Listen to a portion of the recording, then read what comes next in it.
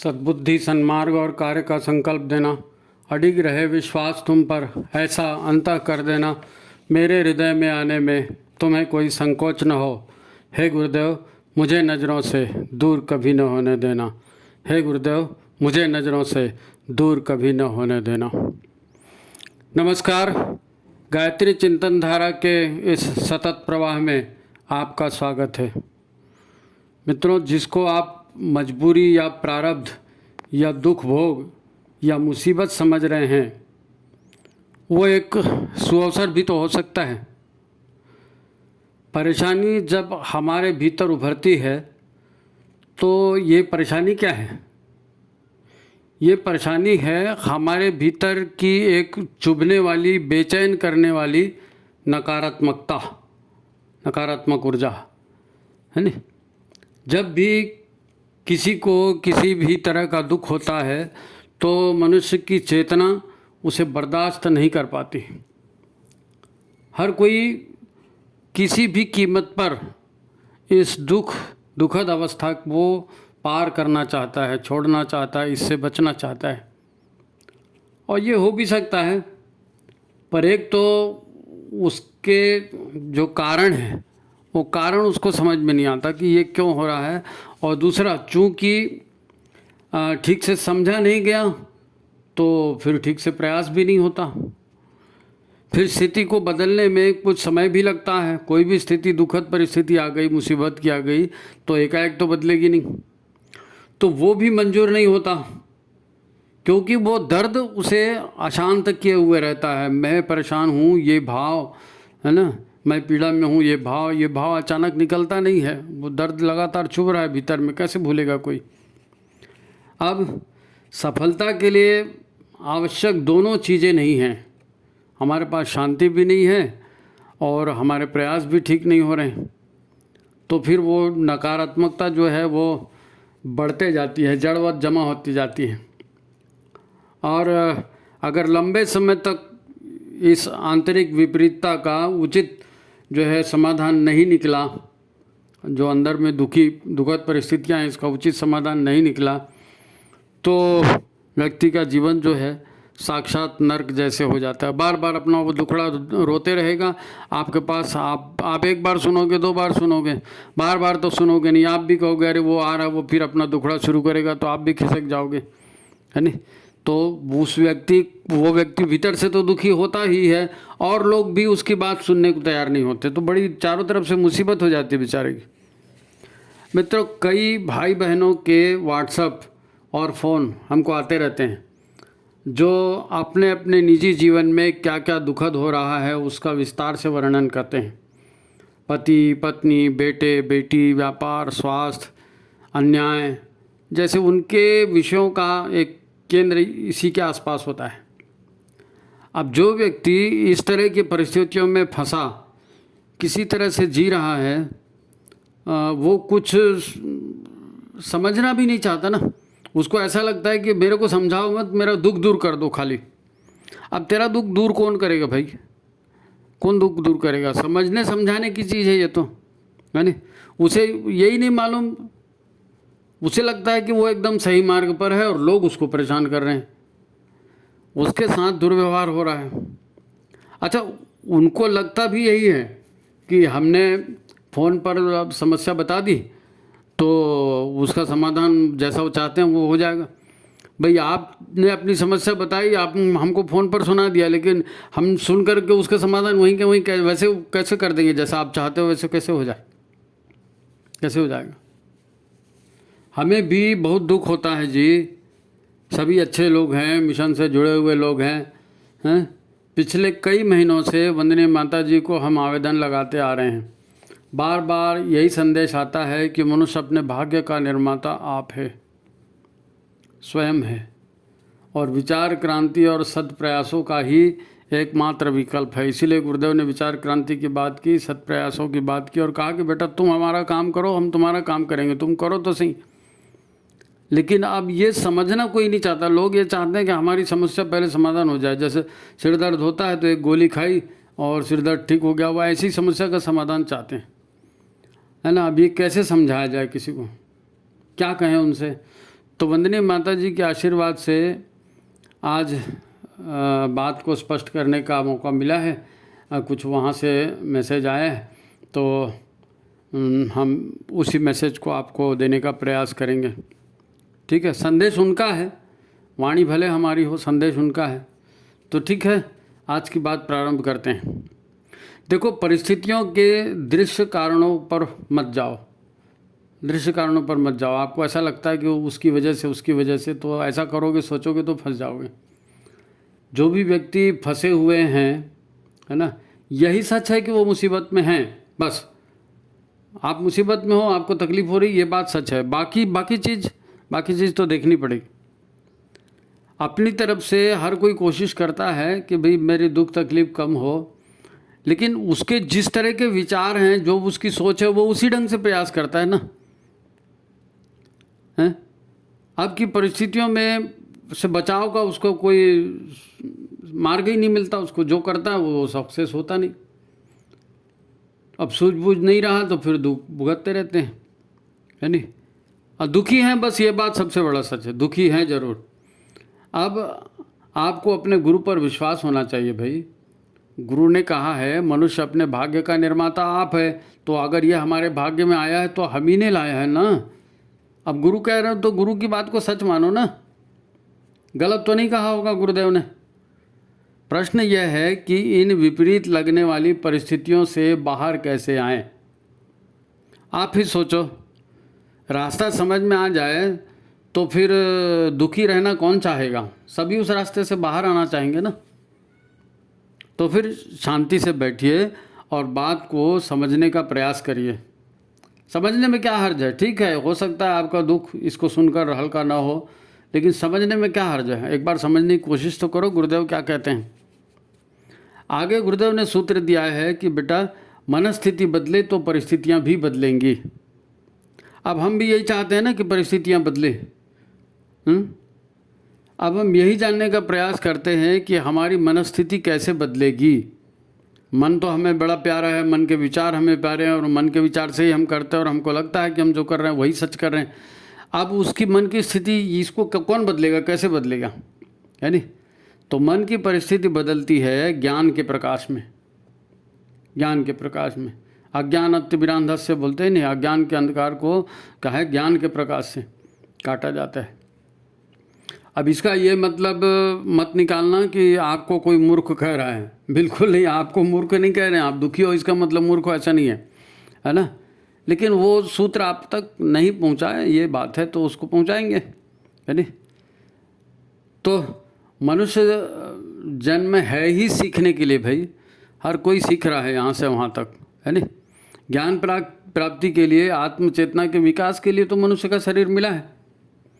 देखो, परिस्थितियाँ सभी की अलग अलग हो सकती हैं, पर मन, ऊर्जाएं, चेतना, है ना, फिर चेतना के काम करने का तरीका, काम करने का विज्ञान, है नहीं, सब जगह एक ही जैसा है नहीं। आपके पास बात को समझने के अलावा और कोई उपाय है क्या? उपाय है तो कर डालो ना। ठीक है, अभी आपको टेंशन है तो जब फुर्सत होगी तब सुन लेना, है नहीं। माता जी का ये संदेश है, तब सुन लेना आप। परंतु दुखों से बचना तो है ना, तो मूल बात समझनी पड़ेगी, है नहीं। वो ज्ञान को हजम करना पड़ेगा। अपने विचारों को पलटने की, अपनी मनस्थिति को बदलने की कौन सी तरकीब है, कौन सा मार्ग है, वो कौन सा ज्ञान है, उसको समझना पड़ेगा, है नहीं। अब अज्ञान में तो ऑलरेडी फंसे हैं, इसी बार बार कोशिश करते हैं तो निकल नहीं पाते, क्योंकि वो अज्ञान वाली ही कोशिश हो रही ना। उन्हीं विचारों को, उन्हीं तर्कों को देकर हम बार बार किसी पर दोषारोपण कर रहे हैं, तो परिणाम तो निकल नहीं रहा है नहीं। तो मेरी या तुम्हारी बात नहीं है, सत्य बात क्या है इसको समझा जाए। अपने भीतर फ्रेशनेस लाना, स्वाध्याय करना, है नहीं। अपने शरीर को ऊर्जावान बनाने का प्रयत्न करना, शरीर में ताजगी लाने का प्रयत्न करना, है नहीं।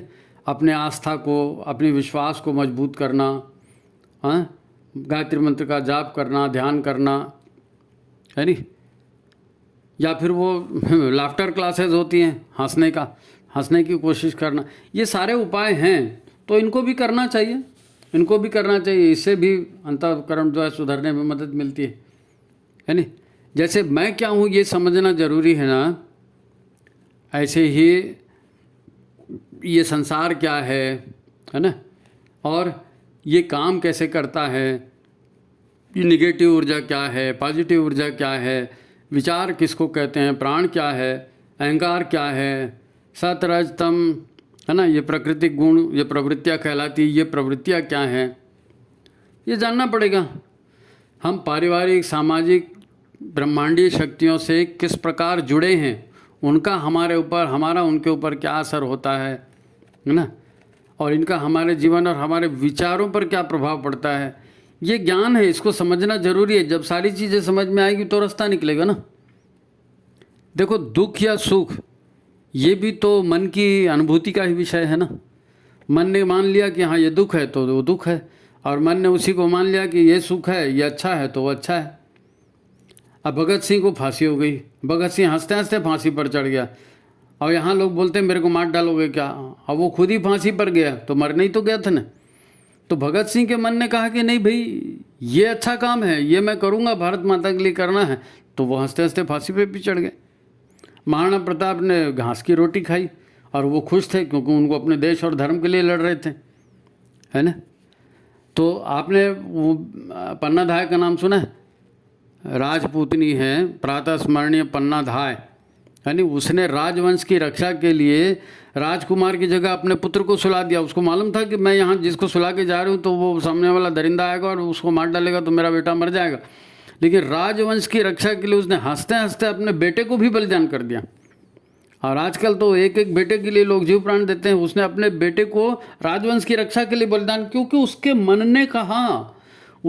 ने कहा कि नहीं ये बलिदान देना अच्छा है, तो उसने अपने पुत्र को भी दांव पे लगा दिया है, आंखों के सामने उसको मौत के आसन पे लिटा दिया। ये मानसिकता है, जैसा मन सोचता है ना वैसे ही करता है। अब आज की महिलाएं हैं, मैं महिलाओं पर माफ़ करना टिप्पणी कर रहा हूँ, लेकिन ये सच है, ये मानसिकता ही है। आज की महिलाएं जो है अंग उघाड़ू कपड़े पहनकर पुरुषों को आकर्षित करने में गौरव महसूस करती है नहीं। देखो बाजार में निकल जाओ कहीं पर, आपको सब दिखेंगे सारे मॉडल चलते फिरते, गर्व महसूस होता है, उनको लगता है कि हाँ उसने देखा मेरे, और लोग कानाफूसी करते हैं, देख देख देख देख कैसे देख रहा है मेरे को। तो ये सारी ये महिलाएं ये करती हैं, आज हो रहा है। क्यों कर रही हैं, क्यों हो रहा है? क्योंकि उनको अच्छा लगता है नहीं। और हजारों राजपूतनियाँ कोई दूसरा हमारे शरीर को ना छू ले इसलिए खुद को जलती हुई आग में जला देती हैं, जौहर कर लेती, आग में कूद जाती, और वो भी हंसते हंसते खुशी खुशी गौरवान्वित हो गए कि हम मर जाएंगे लेकिन किसी को अपने शरीर को छूने नहीं देंगे। अब ये मानसिकता है, वो लोगों को आकर्षित करना, लोगों को बुलाना और लोगों के स्पर्श से बचना, ये एक ही महिला है, उसी की अलग अलग मानसिकता है। वो उसको अच्छा समझ रही, वो उसको अच्छा समझ रही।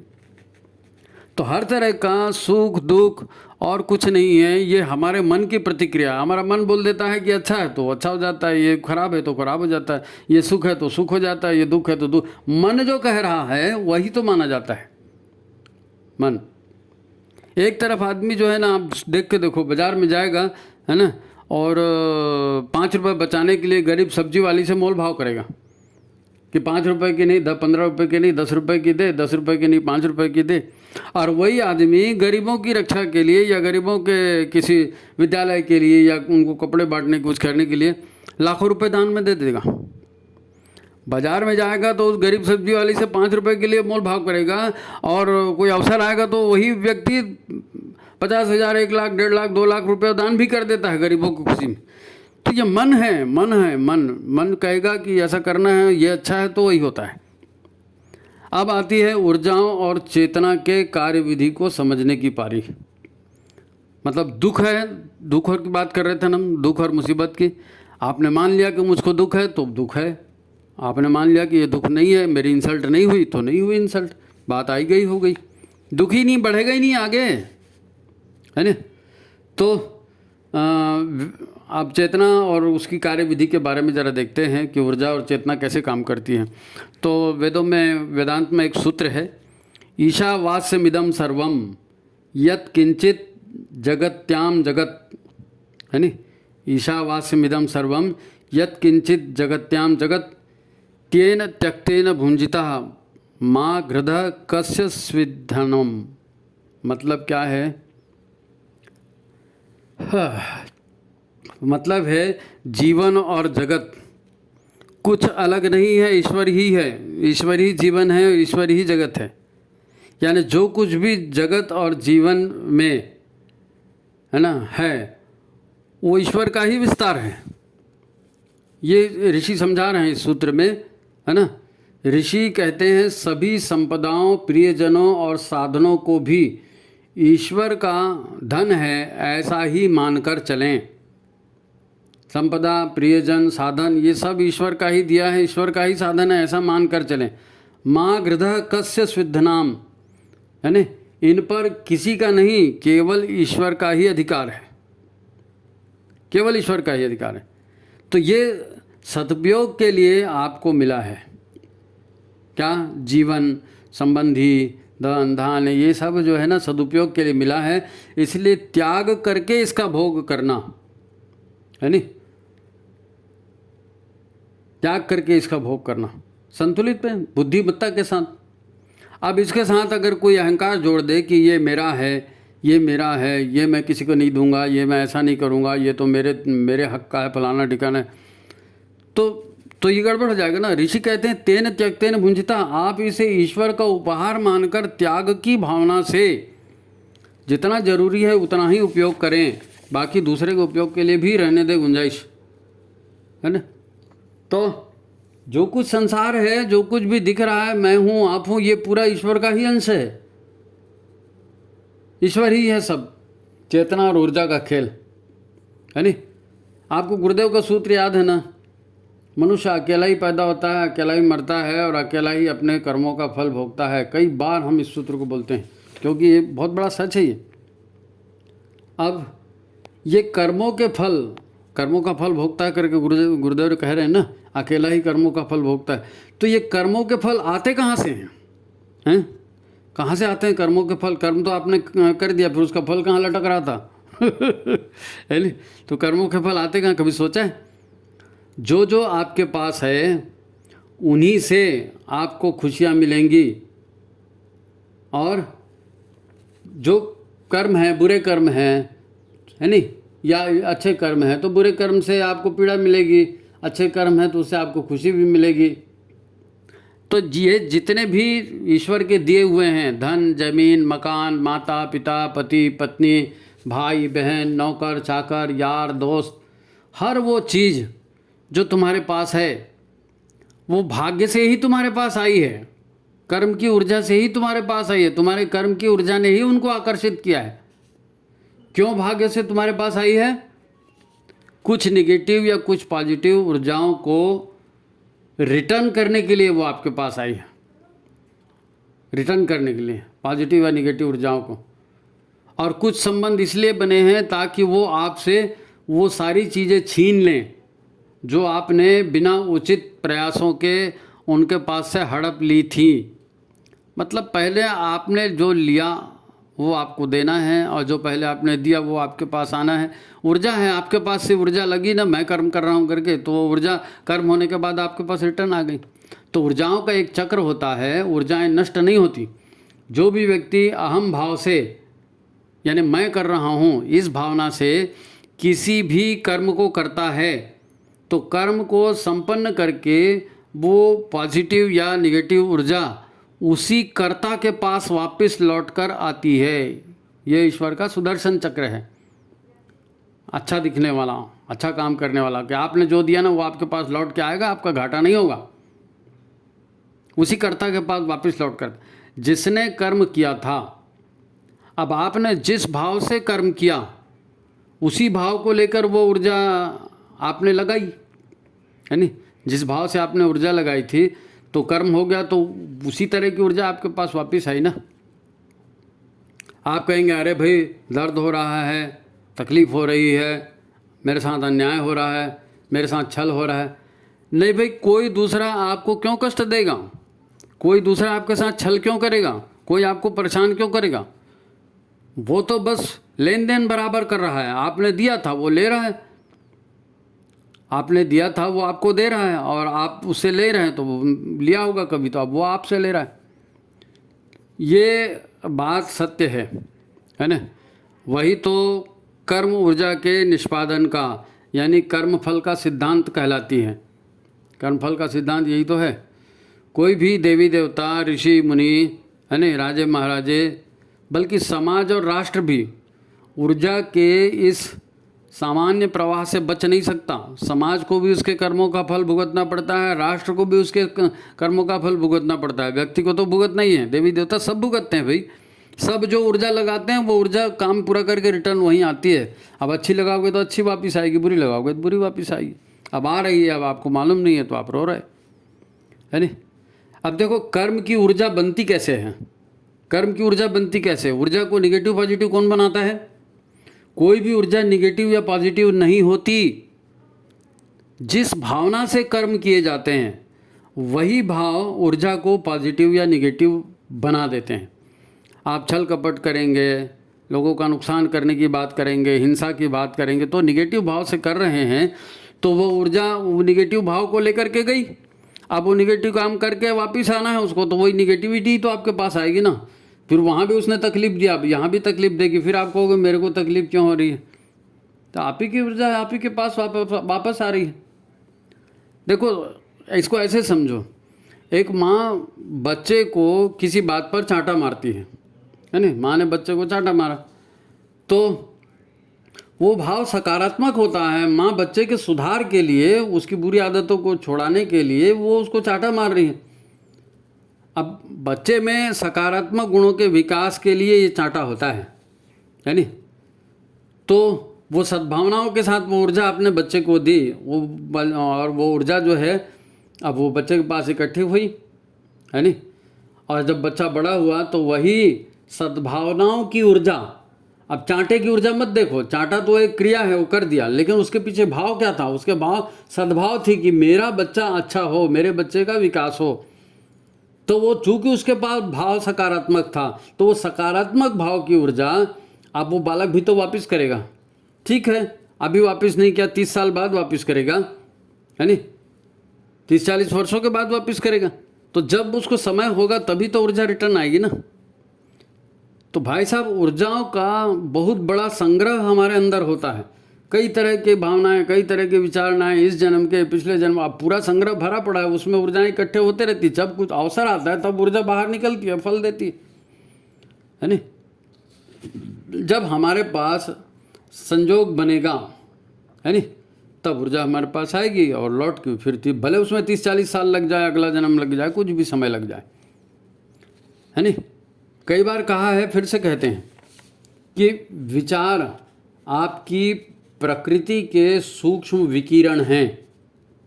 विचार क्या है? कभी भी कोई भी आपसे पूछेगा कि विचार, कोई बोलते हैं ना विचार मत करो, आप कहते हो नहीं विचार आ जाते हैं, तो ये विचार कहाँ से आते हैं? तो ये विचार जो है आपकी प्रकृति के सूक्ष्म विकिरण हैं। विकिरण मतलब एक तरह से खुशबू है, समझो है नहीं। तो आप जो प्रकृति से बना हुआ शरीर है ना, सतरज तम से, तो जितनी सात्विक या तामसिक या राजसिक ऊर्जाएं आपके भीतर भरी होंगी तो उसी तरह की ऊर्जा का विकिरण आएगा। तो आपके विचार भी सात्विक, राजसिक या तामसिक जैसे हो जाएंगे, जैसे आपकी प्रकृति होगी सात्विक तामसिक है ना। तो विकिरण के रूप में उसी तरह की ऊर्जा आपके भीतर से उठेंगी। अब ये विचार पैदा हो गया, विचार ऐसे पैदा होता है, ठीक है। काहे से? गुणों से, हमारे प्रकृति के जो गुण हैं वहाँ से विचार आ रहे हैं। अब विचारों के रूप में आपके शरीर की प्रकृति के अनुसार ये तरंगें या तो सात्विक होंगी या तामसिक होंगी या राजसी होंगी, जैसे भी आपकी प्रकृति है नहीं। इन विचार तरंगों से कोई भी कार्य नहीं होता। ऐसे कई विचार दिन भर, रात भर, 24 घंटे पैदा होते रहते हैं। किस विचार से काम होता है? उस विचार से काम होता है जिस विचार को हमारा मन पकड़ लेता है। हमारे मन ने अगर किसी विचार को महत्व दे दिया, मन ने किसी विचार को पकड़ लिया, तो फिर मन उसमें ऊर्जा का समावेश करता है। विचार को मन ने पसंद कर लिया, उसमें ऊर्जा झोंक दी। ऊर्जा माने प्राण ऊर्जा, प्राण शक्ति। विचार को, प्राण शक्ति का ठेकेदार तो मन ही है ना, मन ही लगाता है प्राण को, कहीं भी लगाएगा तो उस विचार में प्राण लग गए। अब जिन विचारों पर प्राण ऊर्जा जोड़ दी गई है तो फिर अब वो विचार नहीं हुए। अब चूंकि उसमें प्राण जुड़ गया मतलब उसको हो जाना है, तो वही विचार फिर भावना कहलाता है। फिर भावना जो बनी रहती है तो फिर इच्छा कहलाती है, और बनी रहती है तो वासना कहलाती है, और उसमें और प्राण लगाते हैं आप तो फिर वही संकल्प बन जाता है। तो मूल बात है विचार, और मूल बात है विचारों को, मन को पकड़ना। मन ने जिस विचार को पकड़ा तो फिर उसी से फिर भावना बन गई, उसी से इच्छा बनी, वासना बनी, संकल्प बना। मन उसका आधार है, ठीक है, और प्राण उसका आधार है। अगर ये भाव, ये इच्छा, ये संकल्प मान लीजिए क्रियान्वित नहीं हो पाए और कोई मौका ही नहीं मिला क्रियान्वित करने का, तो फिर अब इसके ऊपर तो ऊर्जा चिपकी है विचारों के ऊपर। अब ऊर्जा तो खत्म नहीं होती तो वो विचार भी खत्म नहीं होगा। तो ये कहाँ हो जाएगा? संचित हो जाएगा हमारे अंतःकरण में, क्योंकि क्रियान्वित नहीं हुआ तो स्टोर करके रख लिया हमारे अंतःकरण में। अब हम जन्म की बात से भ्रमित हो जाते हैं असल में कि भाई इस जन्म का कर्म है, पिछले जन्म का कर्म है। जन्म किसका होता है भाई? जन्म तो शरीर का होता है ना, जन्म शरीर का होता है, मरता भी शरीर है। हम तो सनातन हैं, तो हमारा जीवन चलते रहता है, तो हमारे विचार भी हमारे अंतःकरण में पड़े रहते हैं, संकल्प भी पड़े रहते हैं, भावनाएं भी पड़ी रहती हैं। मौका निकलेगा तब, अवसर आएगा तब क्रियान्वित होगा, लेकिन पड़ा तो है यानी इस शरीर में नहीं क्रियान्वित होगा, और दूसरा नया शरीर मिलेगा उसमें क्रियान्वित होगा, पर होगा जरूर। अब हमें याद नहीं कि हमने कब गलत सोचा था, हमको याद नहीं हमने कब गलत किया था, क्योंकि जन्म बदल गया ना, वक्त बदल गया, समय बदल गया। तो फिर हम अपने सुख दुख के लिए उसी को दोषी मान लेते हैं जो प्रत्यक्ष रूप से हमको काम करते हुए दिखता है कि इसी ने मेरे को मारा, इसी ने मेरी इंसल्ट की, ये मेरा अपमान करता है, ये मेरे को छल करता है। तो जो शरीर माध्यम बना है हम उसी व्यक्ति को अपना दुश्मन मान लेते हैं, उसी को दोषी मान लेते हैं, जिसके माध्यम से नकारात्मक ऊर्जाएं हमें आती प्रतीत होती हैं। ये समझना पड़ेगा, हमारी ही ऊर्जाएं हैं, हमारे ही भाव हैं, हमारे ही कर्म हैं, और किसी न किसी के माध्यम से तो आएंगे ना भाई, हवा में तो आएंगे नहीं, किसी न किसी माध्यम से आएंगे। तो हम उस माध्यम को ही बेचारे को दोषी बना देते हैं। अब जिसको लिए हो, जिससे लिए हो वो आपसे वसूल करेगा ना, और जिसको दिए हो वो आपको लौटाएगा। तो सुख और दुख उसी, कोई देने वाला होगा, कोई लेने वाला होगा। तो फिर ये बात समझनी है, ये बात समझानी है। चेतना और ऊर्जा के अलावा इस संसार में कुछ नहीं है। ये संसार में और कुछ भी नहीं है, केवल चेतना है और ऊर्जा है। ये जितने पदार्थ दिख रहे हैं, पदार्थ के मूल में चेतना है, ये पदार्थ के मूल में ऊर्जा है नहीं, और चेतना है, चेतना के रूप में परमात्मा है, परमात्मा की चेतना सब जगह व्याप्त है, और वो परमात्मा की ऊर्जा से सारे पदार्थ बने हैं, प्रकृति की ऊर्जा से। तो चेतना तो हम सभी में एक ही है, शरीर जरूर अलग अलग दिखता है, पर वो भी प्रकृति के 5 तत्वों का जमावड़ा ही है।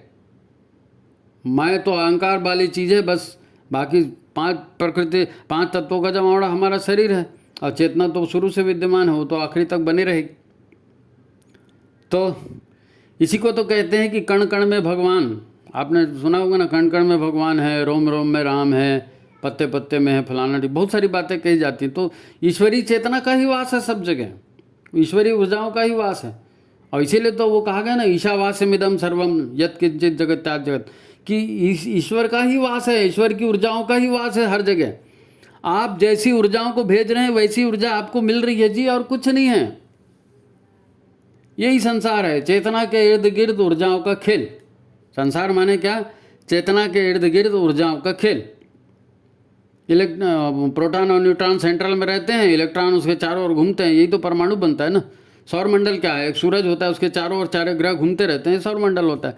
पूरा ब्रह्मांड ऐसी है, एक चेतना के चारों ओर घूमते रहता है, बस वहीं वहीं वहीं वहीं वहीं रूटीन। और जैसे एक परमाणु बना है ऐसे ही एक ब्रह्मांड बना है, ऐसे ही हमारा शरीर भी बना है। तो शरीर में जिस तरह की प्रकृति होगी उस तरह के विचार होंगे, जिस तरह के विचार होंगे तो उसमें प्राण लगाओगे तो फिर वो फलित होंगे तो चेतना के इर्द गिर्द फिर वो अपना रिजल्ट भी वापस देंगे। भौतिक या प्राकृतिक ऊर्जाओं से सारे पदार्थ बने हैं। पदार्थ जितने शरीर हैं ये भी तो ऊर्जा ही है, प्राकृतिक ऊर्जाएं उनसे बने हैं, है नहीं। अब जिनमें सात्विकता ज़्यादा है वो सृजन करते हुए दिखते हैं, और जिसमें तामसिक गुण ज़्यादा है वो जड़वत दिखते हैं। तमस हमेशा जड़ होता है नहीं? तमस जड़ होता है और सत्व जो है उससे सृजन होता है। तो कुछ समझ में आया? कुछ समझ में आया? हमको दुख क्यों है, हम दुख में क्यों हैं, मुसीबत में क्यों हैं? ऊर्जाओं का खेल है। हम सोच समझ कर देखें, है नहीं? जागृत रहें, चैतन्य रहें।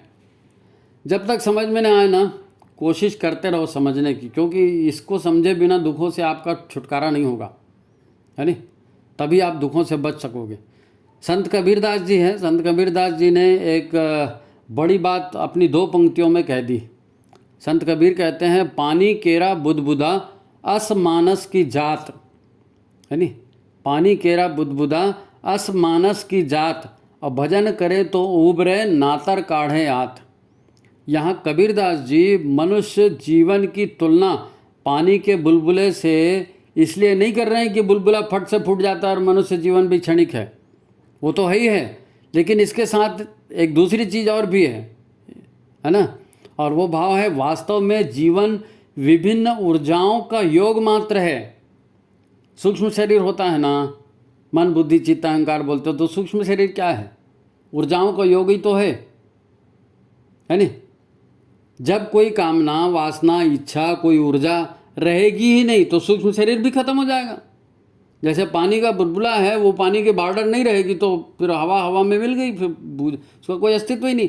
ऐसे ही मनुष्य का जीवन भी है, पानी के बुदबुदे के जैसे। आपकी इच्छा, भावना, कामना, वासना, उसी से जीवन चलता है नहीं?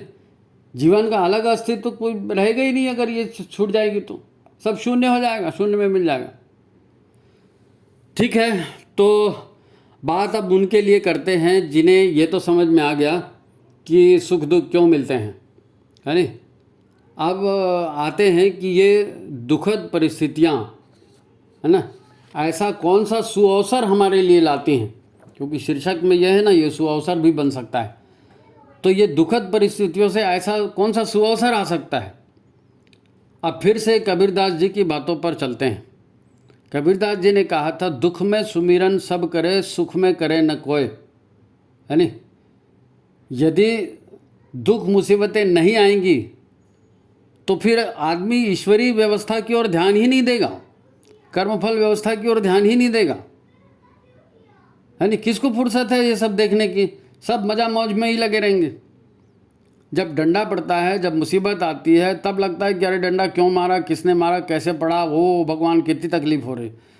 तो दुख में आदमी जागृत होता है, सुख में जागृत नहीं होता। सुख में तो भोग चलते रहता है, दंदना दंदन। तो अब दुख है तो फिर उपाय ढूंढ रहे हैं। अच्छा, उपाय भी लोग ढूंढते हैं, तो चूंकि उनको बुद्धि चलाने का अभ्यास नहीं है, गहराई से चिंतन का अभ्यास नहीं है, तो वो चाहते हैं कि हमको दुख मिला है तो हमने फ़ोन पे बता दिया भाई साहब को, तो भाई साहब कोई ऐसी चीज़ बताएंगे कि चुटकी में पूरा दुख समाप्त हो जाए। जैसे बटन दबा दिए, पंखा चल गया, बटन दबा दिए, पंखा बंद हो गया। ऐसे सुख दुख का आना जाना। ऐसा बटन दबाने से सुख दुख खत्म नहीं होते भाई, बटन दबाने से सुख दुख खत्म नहीं होते, है नहीं? अगर सुख के क्षणों में ये होश होता कि हमसे अवांछनीय कर्म हो रहे हैं, तो उसी समय हम अनुशासित हो जाते और अपने भविष्य को बुरा बनाने से रोक सकते थे। अब दुख आ गया ना, अब आ गया तो फिर सीखने का ये बढ़िया अवसर है। इस समय सीख जाइए, इसी समय सीख जाइए, ज्ञान अर्जन कर लीजिए। सुख में तो ज्ञान अर्जन का सवाल नहीं था, तो अहंकार बढ़ जाता, वाह रे मैं। अब दुख एक सुअवसर है हमारे लिए, हम समझें, आपदाओं को अवसर में बदलें, है नहीं? हमारे प्रधानमंत्री कहते हैं आपदाओं को अवसर में बदलें। तो दुख जो है आपदा है, अब इसको अवसर में बदलना है, कुछ सीखना है इससे। अभी भी ज्ञान ले लें, नहीं तो इससे बड़ी भी दुर्घटना हो सकती है ना, कम से कम उससे तो बच जाएंगे। भैया कर्मों का ही है। माता जी का वो गीत याद है ना आपको, वो विधाता तू हमारा है, उसके ऊपर अब मैंने पूरा एपिसोड किया था। तो उसमें माता जी क्या कहती हैं, सताता जो न औरों को वो भी धोखा नहीं पाता, सताता जो न औरों को न धोखा आप खाता है। अगर आपको धोखा मिल रहा है, अगर आपको दुख मिल रहे हैं, तो वो आपने किसी को दिए होंगे इसलिए मिल रहे हैं। खैर बात बड़ी हो जाएगी, इसको यहाँ बंद कर दें। अब एक और महत्वपूर्ण बात है ना, ठीक है जो होना था वो हो गया, अब हम दुखी हैं, अब हम परेशान हैं, और ये मुसीबतें टलते नहीं, तो अब क्या करें? अब क्या करें? बेटा परेशान करता है, बहू परेशान करती है, पैसा ख़त्म हो गया है, लोग चिढ़ाते हैं, या जो भी आपकी तकलीफ़ है, तो अब इस तकलीफ़ से बाहर कैसे निकलें? दुख तो भुगत रहे हैं, भुगतना पड़ेगा, कौन बचाव करेगा? ये तो कर्मों के फल हैं, वापस आएंगे, बिना भुगते जाएंगे नहीं। तो इनसे बचाव का एक तरीका है, बहुत अच्छा तरीका है। क्या है? दूसरों के आंसू पोंछना। और भी तो लोग दुखी है ना, तो आप अपने दुखों का पिटारा एक तरफ रखिए और दूसरों के आंसू पोंछना शुरू करिए। ये बचने का उपाय है, और गंभीर बात कह रहा हूँ मैं। दूसरों के आंसू पोंछने शुरुआत करिए, तो इससे दो बातें होंगी। पहली बात तो ये होगी कि आपको अनुभव होगा कि दुखी केवल मैं ही नहीं हूँ भाई, मैं ही दुनिया का संसार सबसे दुखी आदमी नहीं हूँ, और भी लोग दुखी हैं। तो फिर धीरे धीरे आपको तो अपना दुख हल्का लगने लगेगा, है नहीं? और उनका दुख भी जो है वो बहुत बड़ा है, हमारे से भी बड़ा है, तो फिर हमको हल्का लगने लगता है कि चल भाई हम अकेले नहीं हैं, है ना? आपका मन जो है अभी तक खुद के ही दुख देख रहा था ना, तो अपने ही दुखों पर केंद्रित था। तो जब सारा ध्यान अपने ही दुखों पर रहता है तो वो दुखों को चक्रवृद्धि दर से बढ़ा देता है। और जब ध्यान बट गया कि अरे मैं दुखी, ये भी तो दुखी है, वो भी तो दुखी है, चल भाई उसकी मदद कर दूँ, चल भाई उसकी मदद कर दूँ, तो आपका दुख उसी में हल्का हो जाता है। विश्वास करिए, ऐसा होता है नहीं? मन अपने दुख से हट जाएगा तो ऑलरेडी वहाँ से उसको दुख कम महसूस होना चालू हो जाएगा, है नहीं? आपकी परिस्थितियाँ तो नहीं बदलेंगी इससे, पर मन हट जाएगा तो दुख की तीव्रता कम हो जाएगी। ये महत्व है सेवा करने का, इसीलिए सेवा को जो है परम धर्म कहा गया है। फिर जब आप दूसरों की सेवा में रत रह जाएंगे ना, तो समाज में आपका सम्मान बढ़ेगा कि अरे ये तो सेवाभावी व्यक्ति है, तो लोग आपका सम्मान करने लगेंगे। जब आपका सम्मान करने लगेंगे तो आपका दर्द और कम हो जाएगा, है नहीं? ये सत्कर्मों की पुण्याई है, सत्कर्मों की पुण्याई बढ़ती जाएगी तो आपके भविष्य को भी उज्जवल बना देगी। तो ये दुख मुसीबतों से बचने का अवसर और भविष्य को उज्जवल बनाने का अवसर, ये सारी बातें यहाँ पर हुई। और आपको वंदनी माता जी को धन्यवाद देना चाहिए।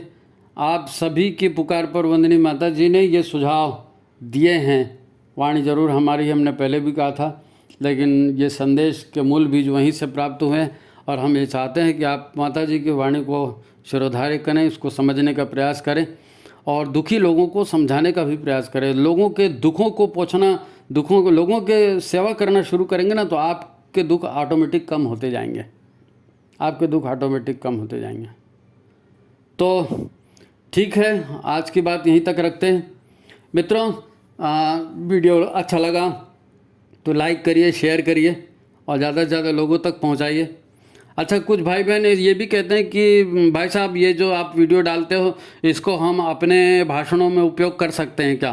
तो आप निश्चित रूप से उपयोग कर सकते हैं। आप कहीं जाते हैं, आपको भाषण देना है, आपको दीप यज्ञ कराना है, यज्ञ कराना है, या कहीं प्रवचन देना है, आप इन भाषणों को चला भी सकते हो, इनको एज इट इज़ बोल भी सकते हो। हमारा कोई कॉपीराइट नहीं है इसके ऊपर। ये तो गुरुदेव की बात है, गुरुदेव की बात है, आपको पूरा अधिकार है, आप कहीं भी इसका उपयोग कर सकते हैं। ठीक है, तो फिर आज की बात समाप्त। सभी को प्रणाम, नमस्कार।